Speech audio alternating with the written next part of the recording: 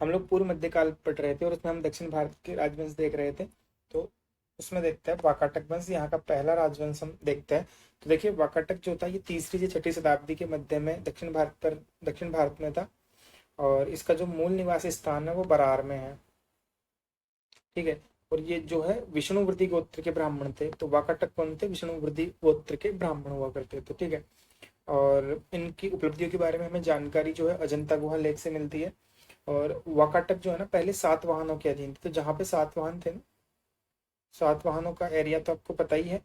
तो वहां पे ये लोग रहते थे क्योंकि ये सातवाहनों ने एक बड़ा एरिया था ये अपना महाराष्ट्र के आसपास वाला, इसको कैप्चर कर लिया था। और दक्षिण भारत में भी काफी बड़ा साम्राज्य इन्होंने स्थापित कर लिया था, है ना। इसके बाद में वाकाटक वंश की जो स्थापना है उसके बारे में दे रखा है कि विंध्य शक्ति ने की थी। और वाकाटक शासकों में है ना एक प्रमुख शासक थे प्रवरसेन प्रथम, है ना। तो इसने सम्राट की उपाधि धारण की थी। प्रवरसेन प्रथम ने धर्म महाराज की उपाधि भी धारण की थी। और इसको वास्तविक संस्थापक भी बोला जाता है इसका। ठीक है। वैसे तो विंध्य शक्ति था, लेकिन जो वास्तविक संस्थापक बोलते हैं इसका वो बोलते हैं किसको? प्रवरसेन को। ठीक है। और जो प्रवरसेन है इसने भार शिव नागवंश के प्रसिद्ध राजा थे भगवान, उनकी पुत्री के साथ अपने पुत्र गौतमी पुत्र का विवाह किया था। ठीक है। तो गौतमी पुत्र प्रवरसेन के पुत्र थे। तो इनका विवाह, ये जो गौतमी पुत्र थे इनका विवाह नागवंश के राजा थे एक, उनकी बेटी थी उनके साथ में करा था। तो राजा का नाम क्या था? भवनाग। ठीक है।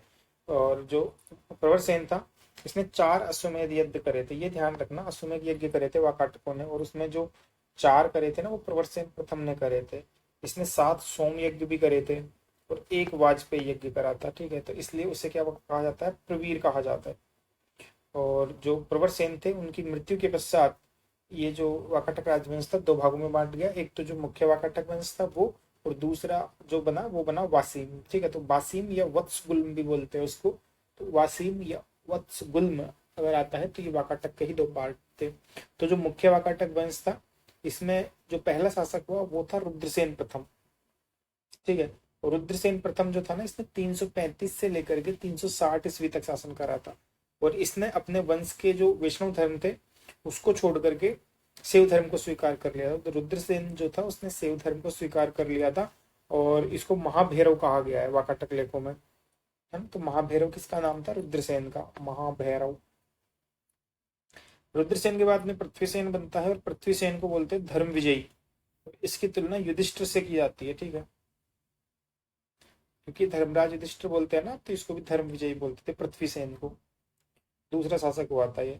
और जो चंद्रगुप्त द्वितीय था उसने अपनी पुत्री प्रभावती गुप्त का विवाह पृथ्वीसेन के पुत्र थे रुद्रसेन द्वितीय। तो रुद्रसेन द्वितीय से चंद्रगुप्त द्वितीय ने अपनी बेटी प्रभावती गुप्ता का विवाह किया था।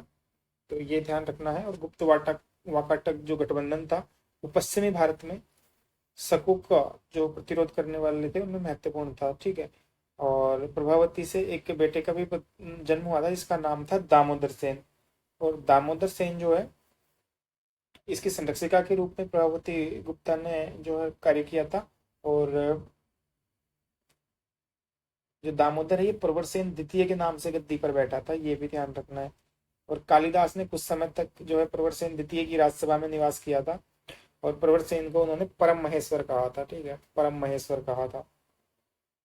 तो प्रवरसेन द्वितीय किसके पुत्र थे? प्रभावती गुप्ता के पुत्र थे, ये ध्यान रखना है आपको। और रुद्रसेन द्वितीय के पुत्र थे। ठीक है। और वाकाटकों के समय पे संस्कृत की वैदर्भी शैली का पूर्ण विकास हो चुका था। तो देखिए आप संस्कृत कौन सी यहाँ पे वैदर्भी शैली चल रही है। और कालिदास ने वाकाटक दरबार में वैदर्भी शैली में मेघदूत की रचना की थी। प्रवरसेन द्वितीय ने सेतु बंधु नामक काव्य ग्रंथ की प्राकृतिक भाषा में रचना की और कालिदास ने इसे संशोधन करा था। सेतु बंधु को रावण वहु भी कहते हैं। ठीक है। तो रावण वहु या सेतु बंधु दोनों के बारे में पूछा जाए तो इन दोनों की रचना किसने करी थी? प्रवरसेन। ठीक है। मतलब दोनों एक ही बुक है ये, सेतु बंधु बोल दो या रावण वहु बोल दो, लेकिन इनकी रचना प्रवरसेन द्वितीय ने की थी। कालिदास ने थोड़ा बहुत इसमें जो है संशोधन करा था। और प्रवरसेन द्वितीय ने क्या करा? अपनी रानी को नंदी वर्मन से प्रवरपुर स्थानांतरित कर दिया। किसको? राजधानी को। तो राजधानी को नंदीपुर से कहां पर ले आया? प्रवरपुर।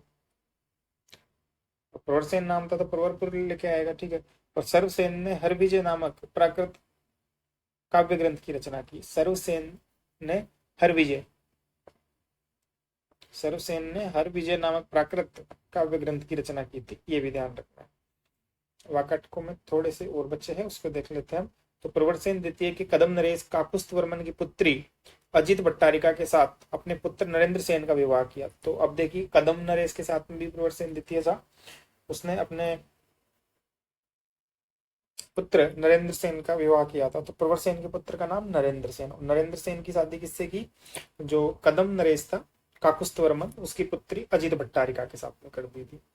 अब देख लेते हैं प्रवरसेन पृथ्वीसेन द्वितीय के बारे में। तो पृथ्वीसेन द्वितीय को बालाघाट अभिलेख में परम भागवत कहा गया है। कौन से अभिलेख में? बालाघाट। तो ये जो परम भागवत है ना, बहुत शास्त्रीय उपाधि थी, ध्यान रखना।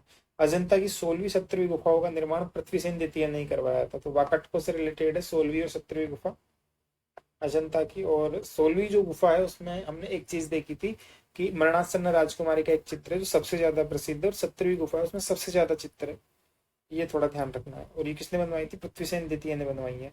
वाकाटकों के सिक्कों पर गंगा की आकृति का अंकन है, तो ये उनका राज चिन्ह भी है, ये भी ध्यान रखना है। और वत्स गुल्म की शाखा में सर्वसेन, विंध्य शक्ति द्वितीय, हरिसेन शासक हुए। देखिए, जो दूसरी शाखा थी वत्स गुल्म वाली, उसमें सर्वसेन हुआ, विंध्य शक्ति द्वितीय हुआ, हरिसेन हुआ। हरिसेन वत्स गुल्म की शाखा का अंतिम शासक था। तो ये जो हरिसेन था, ये वत्स गुल्म की शाखा का अंतिम शासक था, ठीक है। तो इस तरीके से हमने आज वाकाटक को कंप्लीट कर लिया है।